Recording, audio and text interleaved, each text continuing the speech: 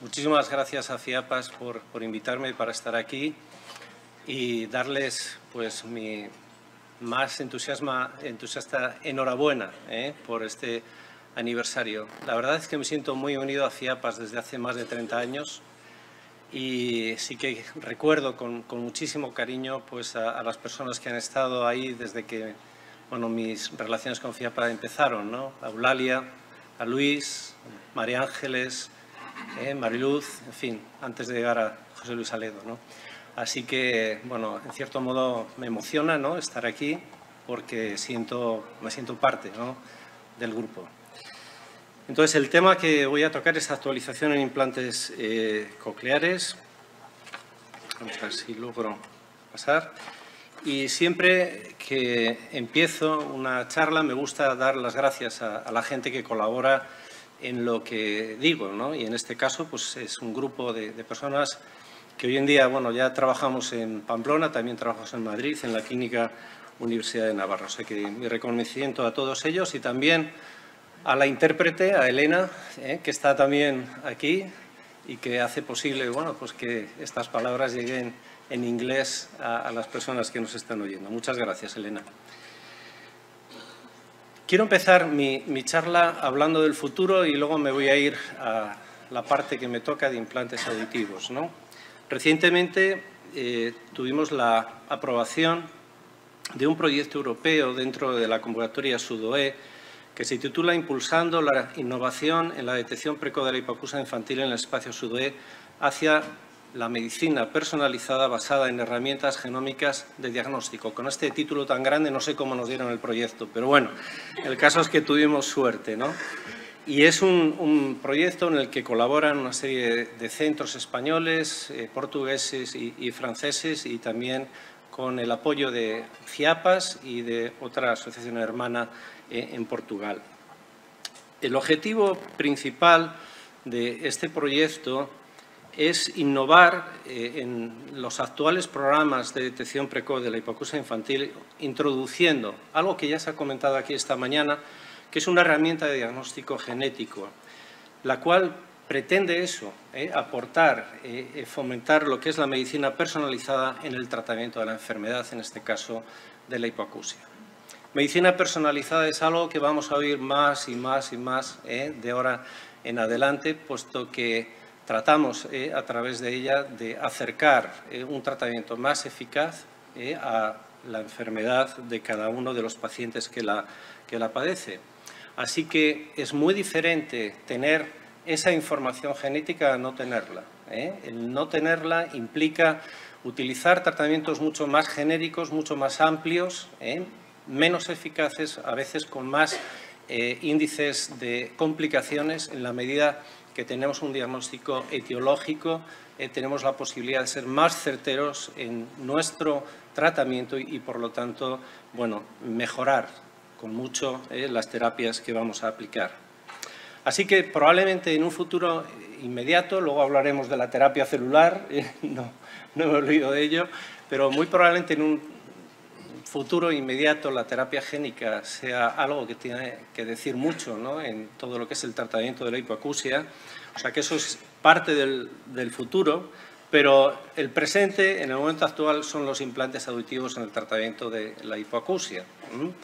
Y es hoy en día pues, un tratamiento muy efectivo, como veremos, o como ya yo creo que ya hemos visto. O sea que casi todo lo que vamos a decir esta mañana se obvia después de ver a estos chicos cómo han evolucionado en el desarrollo de su lenguaje, en su desarrollo cognitivo, cómo son capaces, ¿no?, de transmitir y de incorporarse en la vida social. Pero vamos a hablar.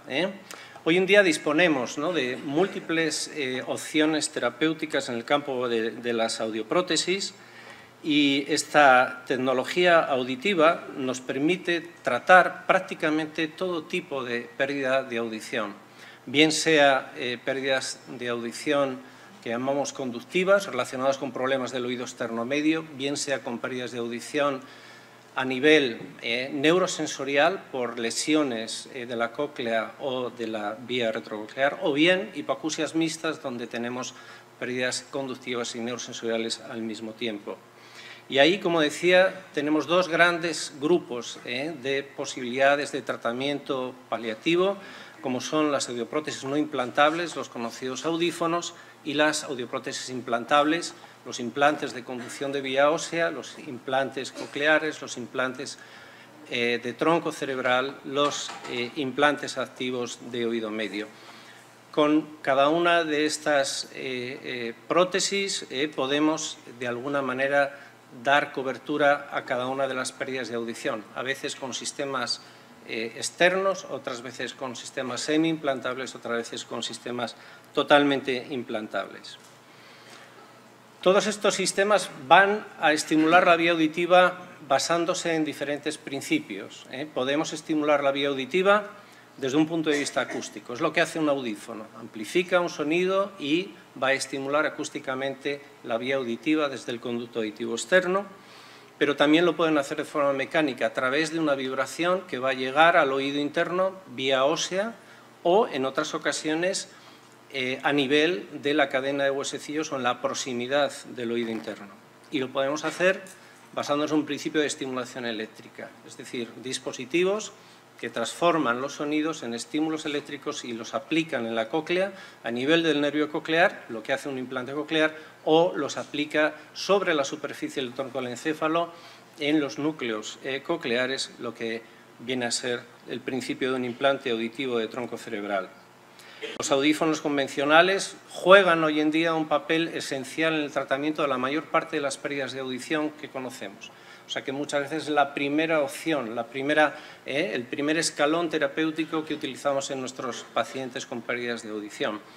Pero, como digo, hay otras alternativas y vamos a hablar de ellas ya dentro del campo de los implantes auditivos, como son los implantes de conducción de vía ósea, cuyo principio esencial es aplicar una vibración a el hueso craneal a través de un implante que queda integrado en el mismo, en el hueso craneal, y que es capaz de enviar, de transferir un estímulo acústico, mecánico, hasta la cóclea que está ahí dentro de ese hueso temporal. Bueno, hay siempre un componente que se implanta y un componente externo que llamamos procesador del sonido. ¿Cómo podemos clasificar este grupo de implantes de conducción de vía ósea? Bueno, pues en dos grandes grupos, los que llamamos percutáneos y transcutáneos. Percutáneos, el implante va a atravesar la piel y el transcutáneo va a permanecer la parte implantada debajo de la piel. Y ahí hay diferentes casas, diferentes compañías que probablemente pues, les sean familiares por haberlas oído. ¿Para qué tipo de pérdidas de audición pueden ser aplicados estos implantes de conducción de vía ósea? Fundamentalmente pérdidas conductivas y pérdidas mixtas de audición, relacionadas fundamentalmente también con problemas del oído externo y del oído medio. Pero hay casos concretos en los que también pueden ser aplicados en pérdidas unilaterales de tipo neurosensorial, de tal manera que podemos transferir el sonido desde el lado sordo, donde está el implante, al oído sano, el oído bueno. Desde un punto de vista audiométrico es muy importante que cuando se indican estos sistemas se ajusten a unos criterios audiométricos, de lo contrario el nivel de resultados que vamos a obtener no van a ser buenos. Y por eso, para la indicación de implantes de conducción de vía ósea, tenemos que tener en consideración principalmente cuáles son los niveles en los que se encuentran los umbrales de vía ósea. Y ahí, fundamentalmente, vamos a tener un rango auditivo de 0 a 45 decibelios en la mayor parte de estos implantes, tanto percutáneos como transcutáneos, aunque también podemos, en algunos casos especiales, llevar la indicación cuando hay pérdidas entre 45 y 65 decibelios en los umbrales de vía ósea. Cuando hay una indicación de un implante de conducción de vía ósea en pérdidas unilaterales, es muy importante que el otro oído esté sano, que tenga auditivamente unos umbrales entre 0 y 20 decibelios. Es fundamental mantener esa indicación. ¿Cuándo podemos indicar? Clínicamente, cuando está indicado estos implantes de conducción, malformaciones congénitas, especialmente estos niños que nacen con una atresia del conducto auditivo.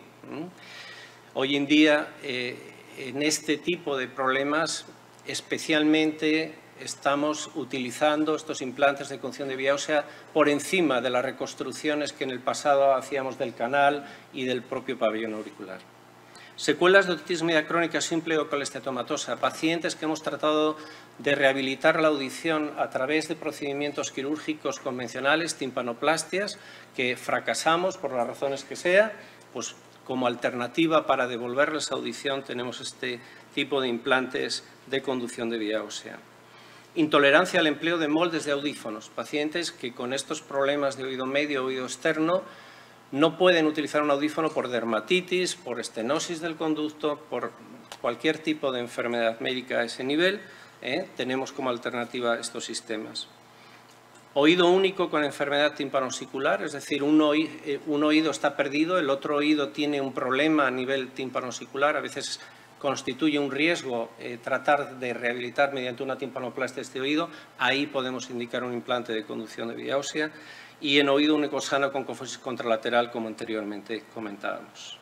Tenemos posibilidad de probar estos sistemas, es decir, previamente a la cirugía de colocación podemos colocarle una banda que sujeta el vibrador y que el paciente perciba y nosotros podamos medir los resultados que obtenemos así. O sea que es una técnica que es útil para informar, orientar al paciente. Si bien los resultados en este tipo de pruebas no son equivalentes a los que van a obtener en condiciones reales ya de implantación. Los niveles de ganancia en frecuencias agudas son inferiores, pero en definitiva yo creo que es una experiencia útil que ayuda en definitiva a orientar a los pacientes. Bien, la cirugía de los implantes percutáneos ha cambiado desde los inicios hasta ahora, bien por los cambios en los diseños, ¿no?, de la parte implantable, pero también en el procedimiento quirúrgico. Hoy en día estos procedimientos, la mayor parte de las veces son procedimientos ambulatorios, procedimientos que se pueden hacer anestesia local en adultos, con general en niños, pero con mínimas incisiones o a veces con nulas incisiones. Por lo tanto, eso ha hecho que el número de complicaciones que teníamos a veces de tolerancia de la piel para estos sistemas implantados se haya reducido drásticamente. Pero también disponemos de implantes transcutáneos que no van a atravesar, como decía, la piel en su colocación y que, bueno, suponen una alternativa muy interesante en estos casos. ¿Cuáles son las ventajas y resultados? Bueno, son, digamos, sistemas muy interesantes porque cubren un amplio espectro auditivo y, por lo tanto, la naturalidad del sonido es muy buena. No ocluyen el conducto auditivo externo, por lo tanto, obvian cualquier complicación que podamos tener a ese nivel. No hay feedback auditivo. El proceso es reversible, fácilmente reversible, sin que actuemos sobre las estructuras del oído medio. Por lo tanto, no supone un riesgo de comprometer el futuro, ¿no?, de nuevos tratamientos que puedan venir y que puedan aplicarse a este tipo de pérdidas de audición. Es una cirugía bajo anestesia local, como digo en los adultos, en los niños no puede ser así. Y, sobre todo, los resultados son predecibles y consistentes, siempre que se respeten los criterios audiológicos. A veces es muy difícil en medicina, ¿verdad?, decir, bueno, ¿y cómo me va a ir? Bueno, pues casi con toda seguridad podemos predecir qué va a ser capaz de escuchar un paciente con una pérdida de audición de estas características. Los implantes activos de oído medio están diseñados para transferir energía a la cadena osicular o a los fluidos del oído interno, sin invadir estos espacios, a nivel de la ventana redonda o de la ventana oval. Hay dos grandes grupos, los que llamamos piezoeléctricos y electromagnéticos en función del transductor del implante. Pueden ser semi-implantables y totalmente implantables.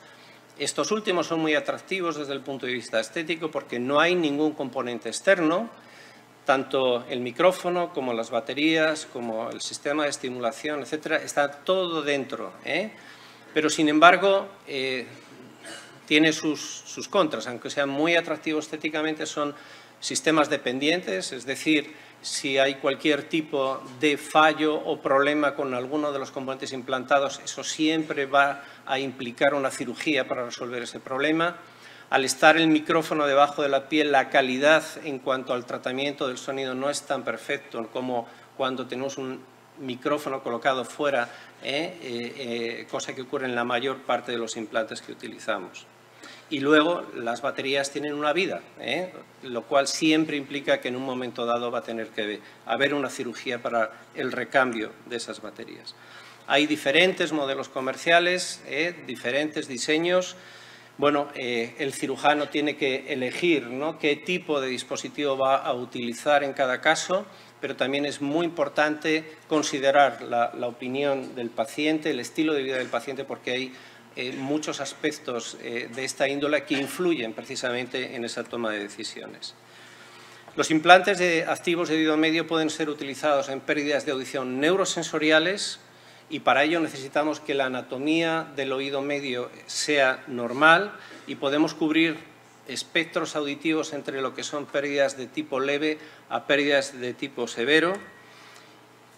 Y especialmente son interesantes cuando en estas pérdidas de audición neurosensoriales no pueden ser utilizados los audífonos, bien por problemas de dermatitis del conducto auditivo externo, por otitis externas recurrentes, intolerancia al molde del audífono por problemas de dermatitis de contacto, procesos alérgicos y esostosis del conducto auditivo externo que lo obliteran. O sea que es una alternativa extremadamente útil precisamente en este tipo de circunstancias. También los implantes activos de oído medio se utilizan en pérdidas de audición conductivas o mixtas, sobre todo cuando la vía ósea está en el rango de lo que es una pérdida leve a moderada, en torno a 60 decibelios en frecuencias agudas. Bueno, también es muy útil este tipo de dispositivos cuando se sale de la indicación de los implantes de conducción de vía ósea o como alternativa a los mismos. Es muy interesante en aquellos pacientes que se ha tratado de resolver el problema del oído medio, oído externo, pero hemos fracasado en cirugías convencionales. En fin, ahora veremos cómo es una alternativa en algunos puntos desde un punto de vista médico. En cuanto a la ganancia en las diferentes frecuencias es también muy amplia, o sea que cubre espectros entre 500 y 8000 hercios y la calidad auditiva que proporcionan es muy buena. Como decía, atractivo en fallos de timpanoplastias, o sea, pacientes en los que anteriormente teníamos una imposibilidad, ¿no?, para rehabilitar la audición, bien porque habíamos fracasado en la reconstrucción del oído medio, bien porque era imposible utilizar audífonos porque eran oídos que supuraban, oídos que no toleraban la oclusión del conducto. Bueno, en aquellos casos a veces no podíamos sencillamente ofrecerles ninguna alternativa, hoy en día sí. Malformaciones del oído externo y medio, en algunos casos también, a la vez que indicamos un implante de conducción de vía ósea, podemos considerar la colocación de un implante activo de oído medio y patologías del oído medio en las que hay, digamos, una total atelectasia de la membrana timpánica y que no cualifican, ¿no?, para una timpanoplastia con perspectivas de éxito.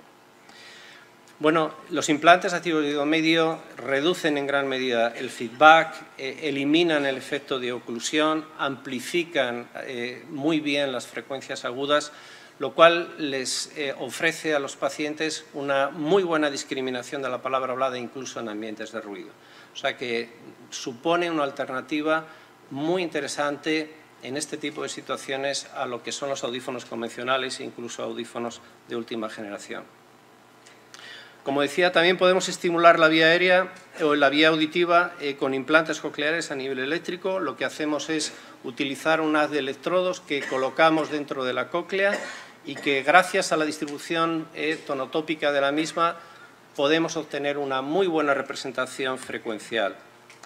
Los criterios en implantes cocleares han cambiado en los últimos, especialmente en los últimos 20 años, de una manera radical. O sea, que nos hemos movido hacia formas de indicación que en un inicio no teníamos. Esta tabla resume hoy en día cuáles son las indicaciones en implantes cocleares.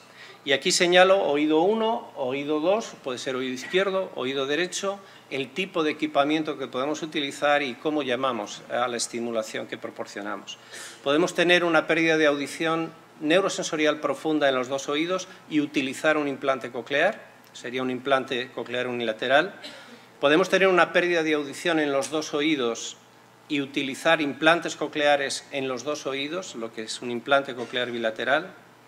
Puede haber situaciones de asimetría en las cuales en un oído hay una pérdida profunda y en el otro diferentes tipos de pérdida de audición, severa o leve moderada, o incluso haber una audición normal, ¿eh? Y en estos casos, en los que llamamos hipoacusias asimétricas, en un oído podemos utilizar un implante coclear donde hay una pérdida profunda y en el otro oído podemos utilizar un audífono o podemos tener sencillamente una audición natural cuando se trata de una hipoacusia unilateral, lo que en anglosajón se llama single-side deafness. Pero también los implantes cocleares se han empezado a utilizar cuando hay restos auditivos. Ya no solamente hablamos de colocar un implante cuando no hay nada de audición en ese oído, sino también cuando tenemos pérdidas de leve a severo, especialmente en el rango de frecuencias graves y medias. Y ahí, en esas circunstancias, si preservamos la audición, llevamos a cabo una estimulación electroacústica o híbrida empleando un implante coclear y un audífono en el mismo oído. O sea que la vía auditiva puede ser estimulada en un mismo oído siguiendo dos conceptos de estimulación eléctrica y estimulación acústica. Vamos a, de alguna manera, agrupar algunas consideraciones respecto a estas indicaciones. Y la primera es: ¿qué han aportado los implantes cocleares unilaterales? O sea, ¿qué hemos aprendido a lo largo de los últimos 40 años de utilización de implantes cocleares unilaterales? Hemos aprendido fundamentalmente dos cosas, muchas más, pero fundamentalmente dos de ellas. Primero, que el implante coclear es eficaz, cosa que yo recuerdo una conversación con Luis sobre los implantes cocleares cuando estaba empezando, que tenía un cierto agnosticismo acerca de lo que podía ser el implante coclear. Bueno, hoy en día sabemos que funciona, que cambia las vidas, que realmente es eficaz, ¿no? Pero también hemos aprendido que cuando las sorderas son congénitas es muy importante la actuación precoz, y por eso, bueno, pues todo lo que hablábamos de detección precoz, de actuar precozmente, etcétera, etcétera, porque realmente la eficacia en las sorderas congénitas viene dada por la precocidad de actuación. Las otras indicaciones, todas ellas nos están hablando de estimular bilateralmente el sistema auditivo.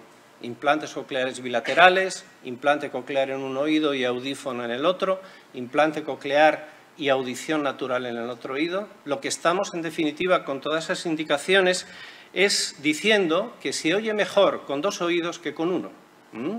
Es decir, que la estimulación de la vía auditiva es mejor hacerla desde los dos lados, puesto que eso va a proporcionar al ser humano una serie de ventajas: localización, maduración completa del sistema auditivo, mejor audición en ambientes de ruido, evitar el efecto sombra de la cabeza. Por lo tanto, ese concepto de bilateralidad es tremendamente importante y, como diré al final, debemos siempre pensar en bilateral. Y por último, la última indicación lleva consigo el desarrollo de técnicas y de sistemas implantables que sean mínimamente traumáticos, pensando precisamente en que estos niños que estamos implantando bilateralmente hoy en día puedan tener alternativas en un futuro sobre nuevos dispositivos o nuevos tratamientos que podamos utilizar. O sea que es muy importante que lo hagamos de una forma mínimamente traumática para el oído. Por último, implantes auditivos de tronco cerebral, ¿no? Lo que vamos a hacer es ya estimular otra parte de la vía auditiva, que son los núcleos cocleares a nivel del tronco del encéfalo, y eso lo hacemos pues cuando hay problemas en el nervio auditivo, bien porque hay enfermedades tumorales, bien porque hay malformaciones congénitas a nivel del nervio o de la cóclea. Y por eso diferenciamos, digamos, dos grandes grupos de indicación: pacientes tumorales para un implante auditivo de tronco cerebral o pacientes no tumorales, especialmente, como digo, aquellos con agenesias, ausencias del nervio coclear, ausencias de la cóclea, que plantean una contraindicación a la utilización de los implantes cocleares. Bueno, nuestros resultados con los implantes auditivos de tronco cerebral son variables en función de muchos factores, ¿no?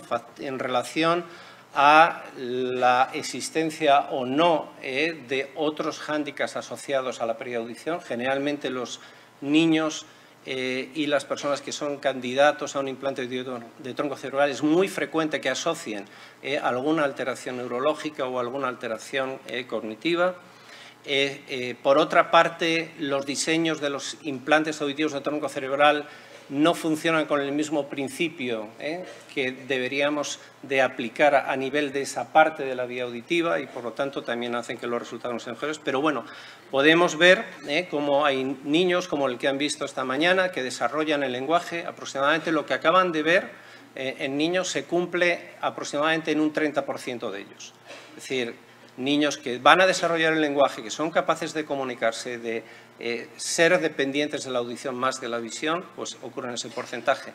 En el resto son útiles, ayudan a ese desarrollo del lenguaje oral, ayudan, ¿no?, a la comunicación en líneas generales, pero tienen unos resultados generalmente por debajo de los que vemos en implantes cocleares.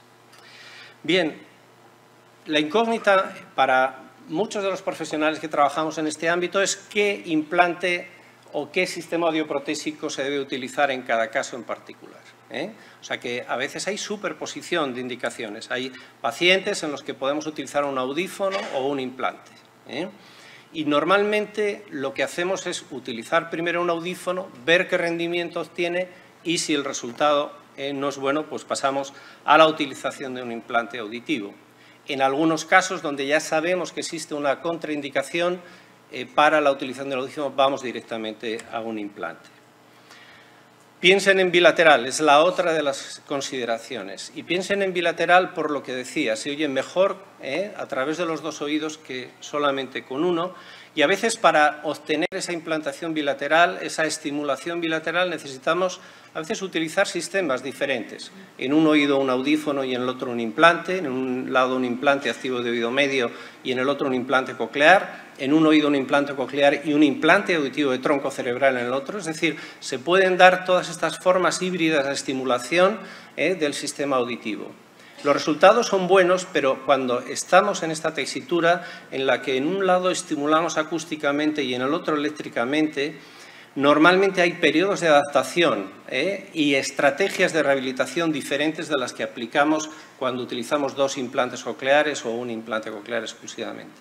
O sea que es bueno pensar en bilateral, pero tener en cuenta que cuando se utilizan estos recursos también va a haber que, bueno, pues adaptar especialmente las expectativas en tiempo y arbitrar medidas de rehabilitación especiales.